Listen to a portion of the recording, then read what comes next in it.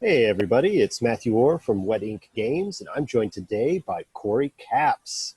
Corey Hey, is everybody. Corey is a longtime runner or longtime DM for Adventures League. He's written adventures for Never Going Home. He's run games at cons.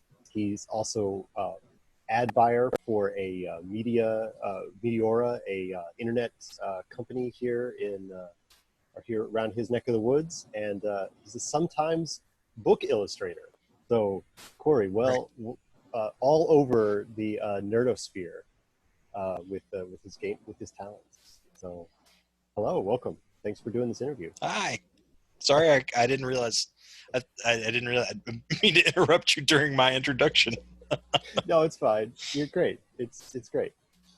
Okay, so to start off the interview, I'm going to ask you some either or type questions, and you can pass on some of them if you don't have a strong opinion, but hopefully I've got we'll get some good answers here from you. So Okay. Baba Yaga or Morgana Le Fay? Oh, Baba Yaga, 100%. All right. That's Rolf, yeah. That's the go Rolf. ahead. Okay. Or No, you can finish what you no, were saying I about just Baba did. Yaga. Yeah, like the Arthurian legends are great, but man, like Baba Yaga's always so creepy. Like and is not as defined. I feel like she can do anything, right? Like you never Right, know. she's just an old witch. She can do whatever she wants. I guess Morgana Le Fay is also an old witch, but whatever. Right. So next one here, Rolf or Dr. Teeth?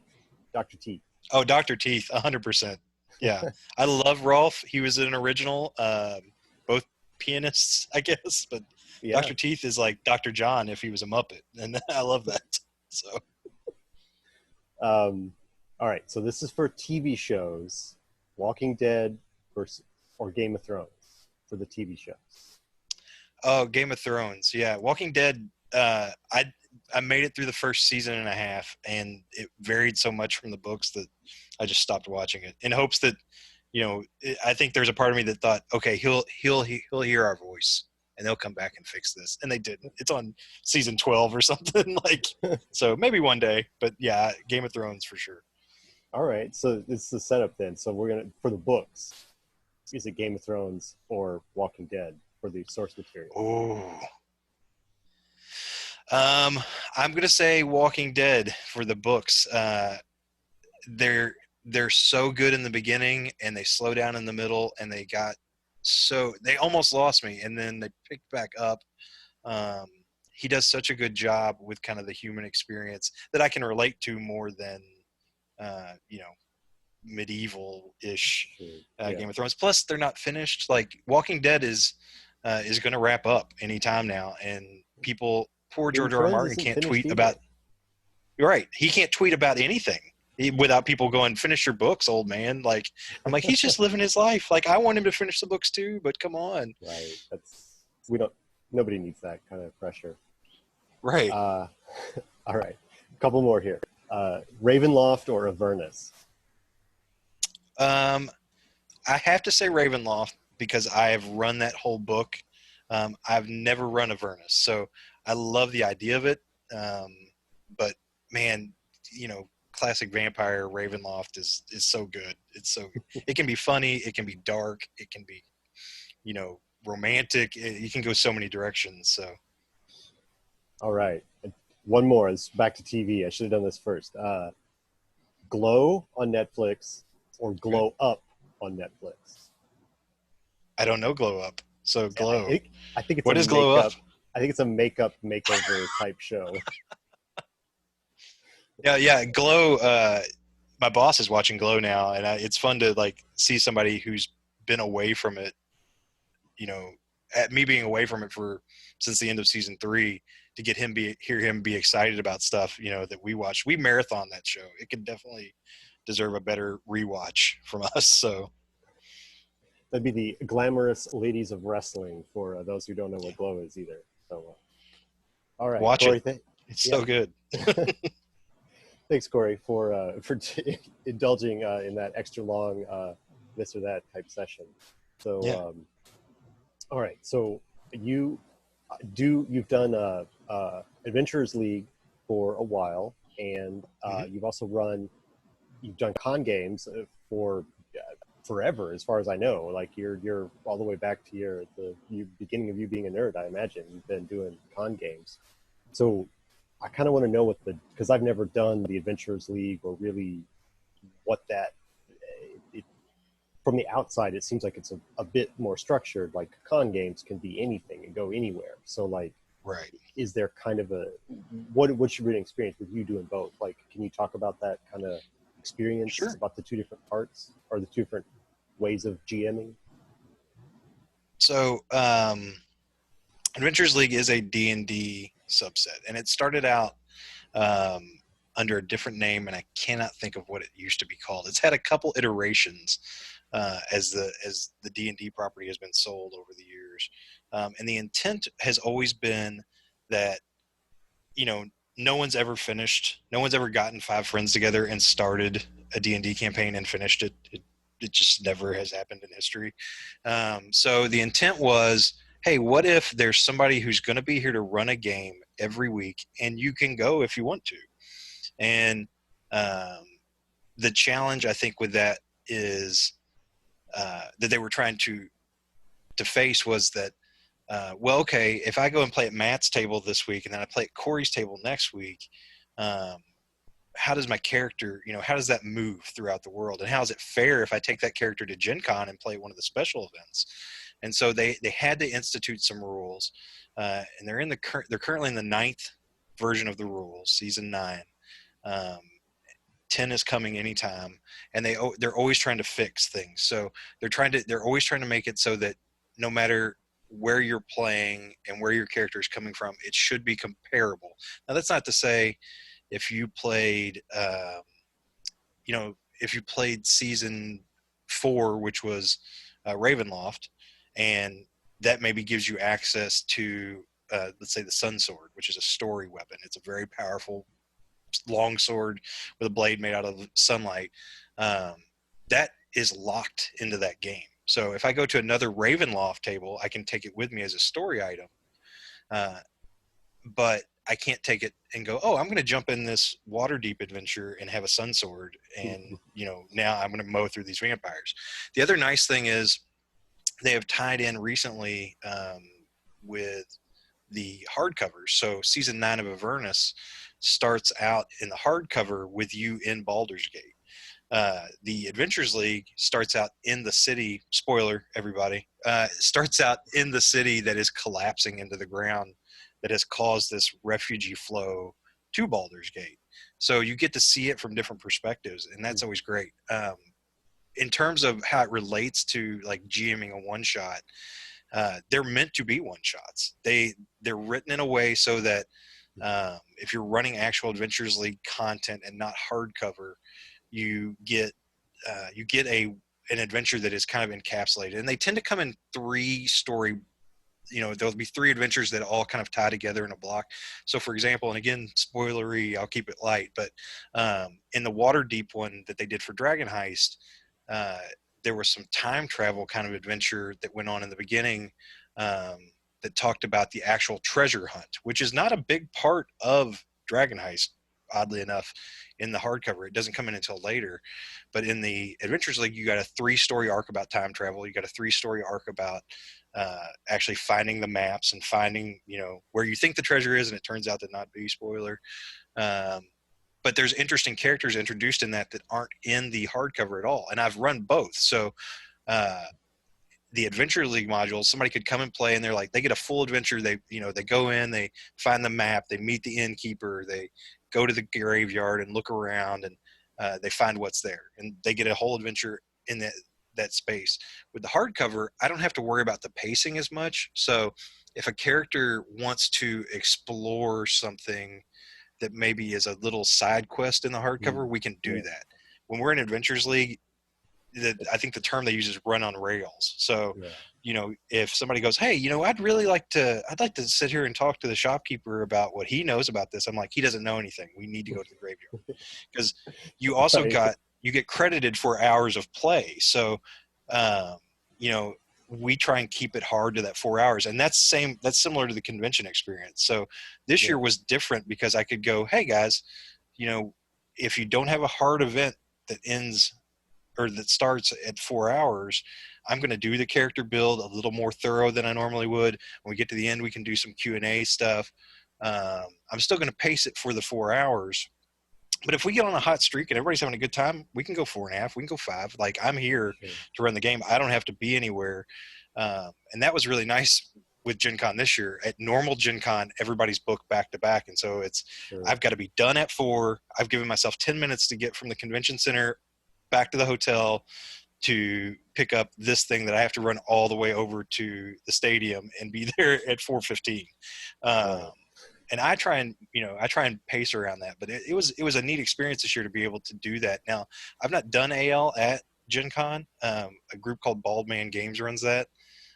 You fit right in. Right. Yeah. And I got introduced to them right when 5th edition was starting. It was called D&D Next back then, and they were doing play testing for that. So I got to do the play test, but I've not actually done any AL in a convention setting yet. It's on my to-do list, but it's not high enough up that I've made time for it yet. Right. I had no idea that it makes sense the way you say that, like, it's supposed to be made for people that can bounce between different tables. So it makes sense that it is every Adventurers League module is a self-contained adventure, but I had no idea. That makes sense. It's like well, and they're super protective of. They want it to be organic as possible, because you could go to Gen Con and say, I'm going to play a tier 3 adventure, which is a character that is higher than 10th level, and by that point you've got 5 or 6 magic items. You've leveled up your character in certain ways. If you were doing that in a hardcover, you might have earned a boon, or you might have gotten, a gun. Like, there are guns in Waterdeep, right? Those things they use a content catalog to limit those type of things, so that I can't show up at the table and go, you know what, we killed this guy and got his magic sword and his armor and his guns, and I've got a super character at the game. Strap the they want that to be sword balanced to my gun so that I have a gun sword now. That's right. And so they try and keep that. They try and balance that way. And I think they do a great job of it. It gets a ton of criticism. People like the old way where they could power game. And one of the things that gets asked for all the time and gets shot down is a list. Give me a list of all the modules so I know what's in them. So if I need a shield +2, I can go play this module and get my shield +2. And they're like, no, just play and have fun. And if you find a shield +2, great. I can see that tension. Right. So you already kind of talked about GenCon Online this year. It was kind of like I wanted to ask you some more about that. Like, sure.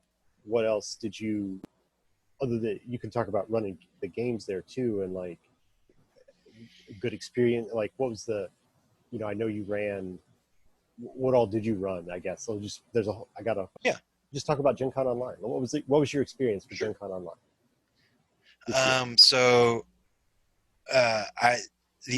I didn't book anything I had to pay for this year. So the events that I attended were all free seminars, meet the designer for a game,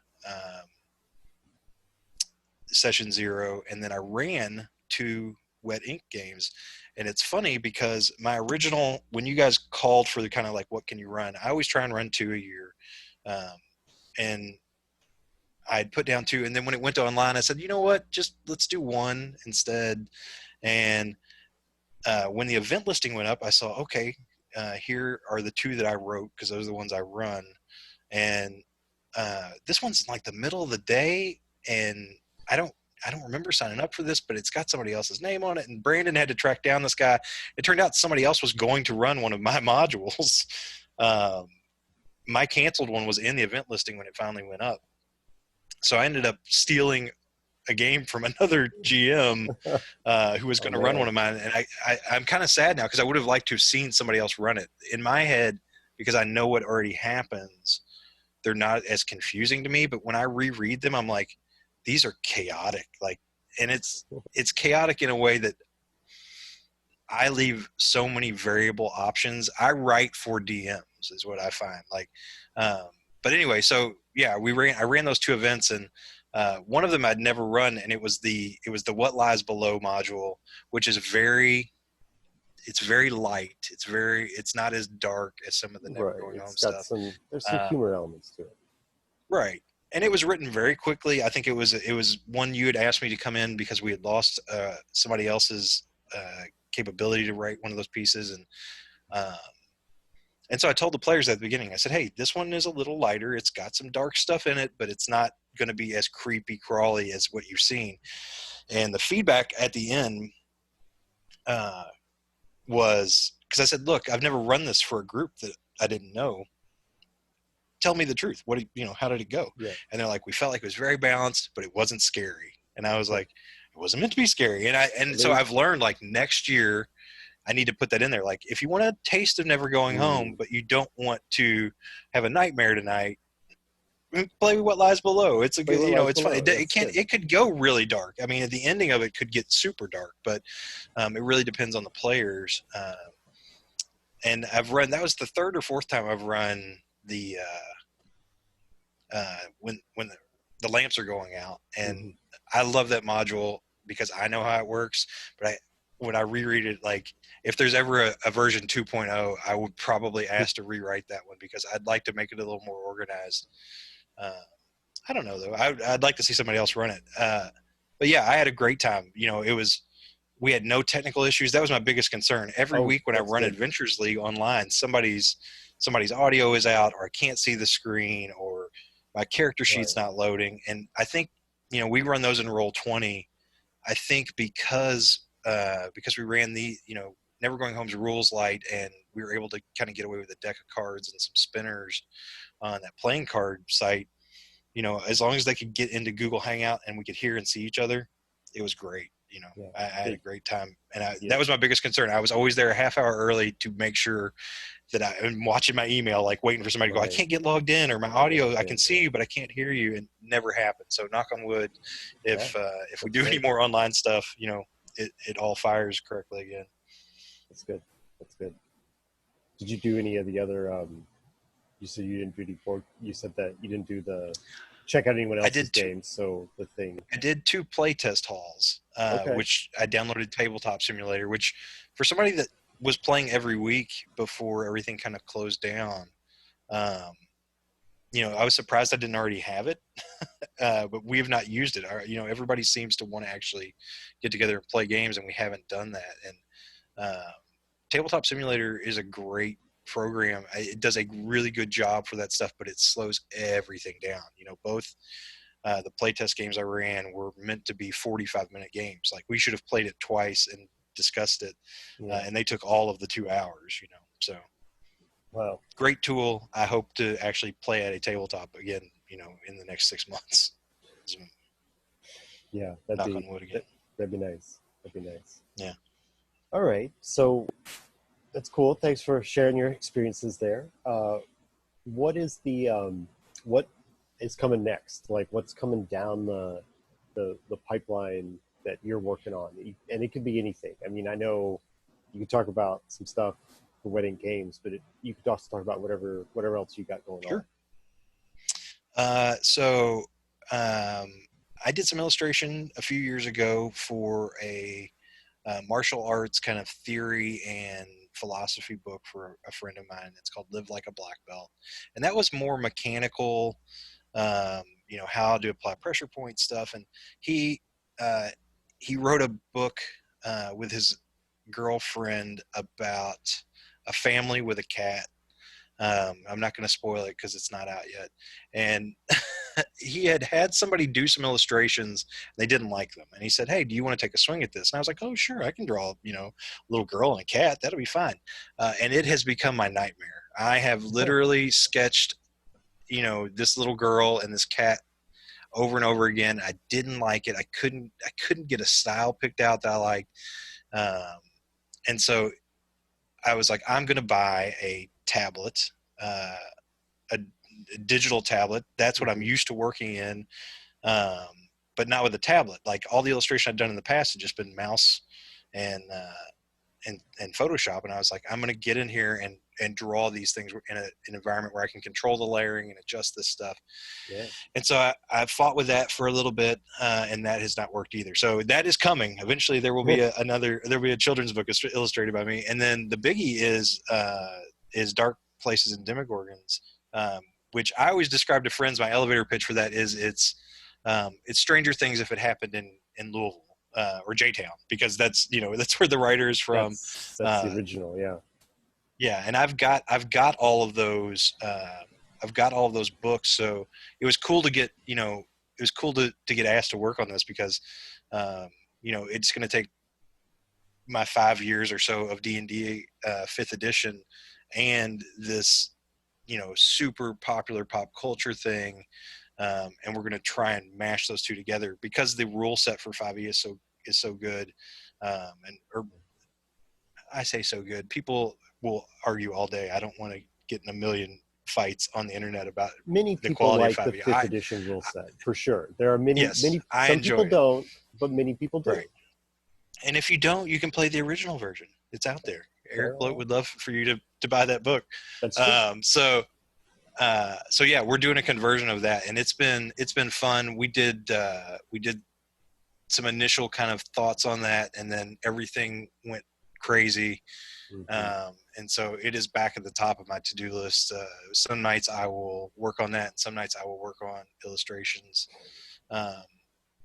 Other than that, and I don't know that you even know this, I know I mentioned it to Brandon one day. I said, if you guys will let me, I'm going to one day write just a subset of Never Going Home stuff that is just gremlin based, because that is my solution for I think every adventure I've worked on for you guys. There was not one in the original lamps module that I wrote. I don't have gremlins in them, but when I run it, if they get stuck, gremlin shows up. Like that he is my unsticker. If they're just missing the clues, like the gremlin will come up and negotiate with them. Like, hey, if you'll give me that, I'll tell you this thing that you should have discovered on your own. You should have discovered on your own. It's a great thing to have in your back pocket. So just like you say, unstick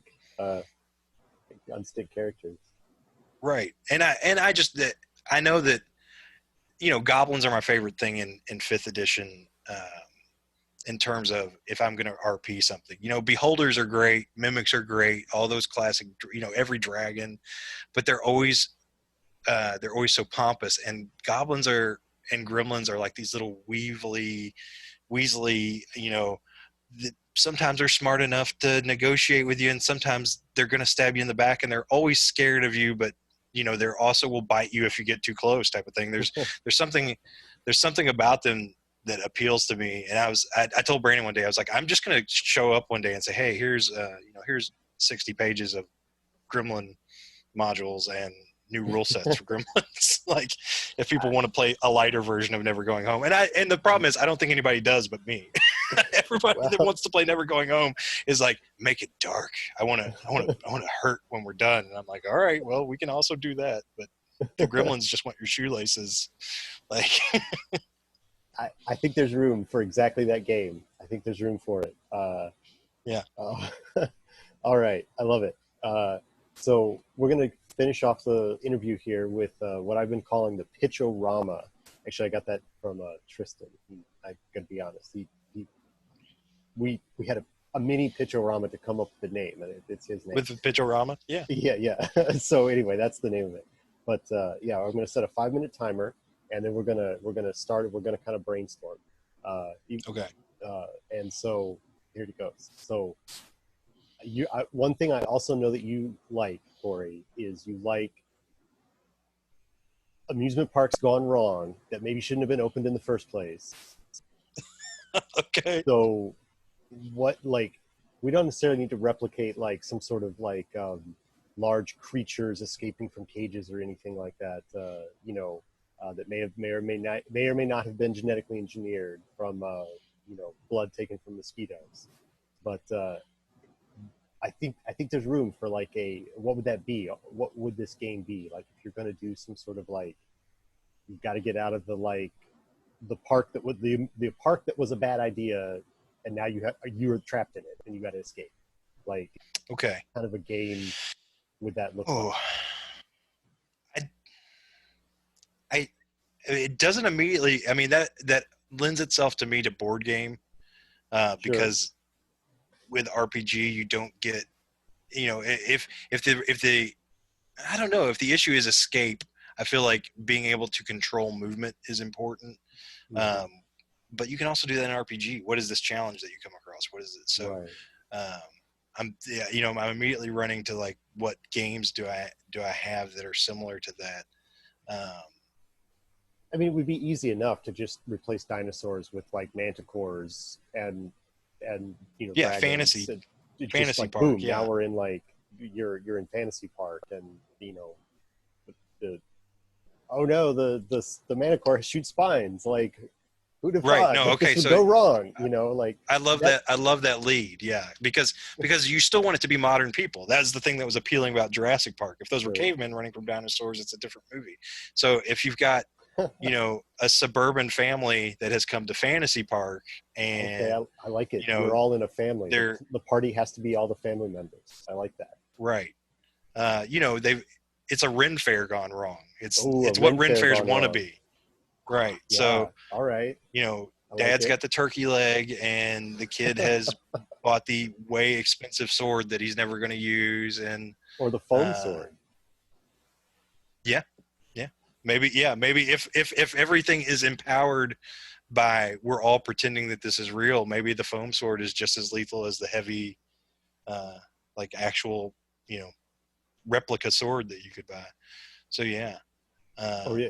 I mean, there's so many ways to. that's the concept for me. I think is it's a Ren Fair where uh, something has caused the make believe to become real, and maybe that's why it's popular. Is because, man, they've got a thing there that really looks like an actual dragon. Like, Yeah. uh, and the problem is, one day it is, or maybe Right. it's always been an actual dragon. The old man that runs the Ren Fair, has whatever magics to be able to make that stuff real, but can't present it that way. You don't want people to know there's actually Right. a Right. manticore. Right. Right. Yeah. Yeah. So then you'd have to have your party would have to be built. You'd have to have a session 0 to get the like somebody's got to be the members of this suburban family, so you get all your characters covered. I don't even know that you need a session 0. I'll tell you one of my favorite things about Never Going Home, and what I love even more it's not a product that we make, but Mork Borg. Yeah. I picked up after the Ennies this year. Everything's random. You literally Ooh. just roll your character. And I've always wanted to do that for D&D, but I'm like, oh, then you end up being the cleric who has no wisdom, and like, what do you But do with that's that? but You RP it until they die, right? yeah. I mean, that's but see, maybe it wouldn't work with D&D. But if it's with a game that like the Ren Fair is real, or the menagerie at the Ren Fair is real, like that's a perfect game to like you RP until you die. Like that's Right, perfect. Like somebody's going to be Gennaro, not everybody's going to be Grant. Like right. uh, That Gennaro is the lawyer for anyone yeah, that is yeah, not so obsessed with Jurassic Park as we are. Yeah. So yeah, and I guess the question is, do you strive to escape, or I guess you let your players decide. Are they happy to just get out, or are they going to oh man, try and save other people, or try and or stop or it? or it's like a Narnia thing where like this is fine, we can just live here. Like I was pretending to be a Right. knight, and now I'm in charge. Like you bring me my shield. Like Right. Yeah. If you want to keep playing now you are just in that world. That makes me think of the old D&D cartoon. Oh, there's our timer. there's a timer. Yeah, you Yeah. finish your thought about the Write it D&D down. cartoon. Well, that's how it started, right? They got on a ride, and the roller coaster Yeah. went through, and then all of a sudden it was real. And the kid, that was back in the day when like acrobat was a class. You were just the acrobat. uh, I've got all those on DVD somewhere. The cartoon. They hold up okay. Yeah, Mm. it's not great. All right. Well, Corey, that was fun. I think Yeah, there's some meat on those bones there to have further discussion. So yeah, Fantasyland with goblins yeah. and Oh, gremlins. clearly there would be goblins. There would be Right. goblins. Yeah, they got the most amazing prosthetics. Nope, they're just real goblins. Where do they Um, get all these little people to play goblins? Good for them. all right, so that's the end of the spiel here. So All right. say goodbye to all the people. If you got any other final thoughts for the people that are watching this video. Uh, yeah, keep playing, man. Like it's a tough time right now. Yeah, The best thing you can do is get together with your friends. If they've never played an RPG, now's the time to twist their arm and say, hey, look, we can play this online. And yeah, I think a lot of people are afraid to tell stories. That's the most common thing I get out of players is, well, I don't want to be silly, or do I need to be this serious? And I think that's the cool thing about this hobby is that you can go either way. I want to play with people who are having a good time, um, but I don't want to run things that are serious um, and make people. If you come away with something that makes you think about something in the outside world, that's great in any experience.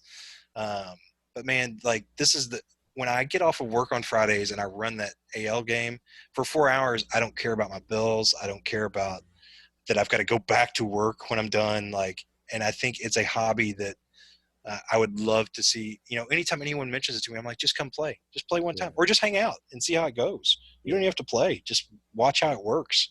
Um, and people do it, and man, it feels good every time. So play yeah. games. Play games. That's a great final thought. So thanks, Yeah. Corey, for coming and talking to us for a bit, and thanks everyone for watching this video. Say goodbye.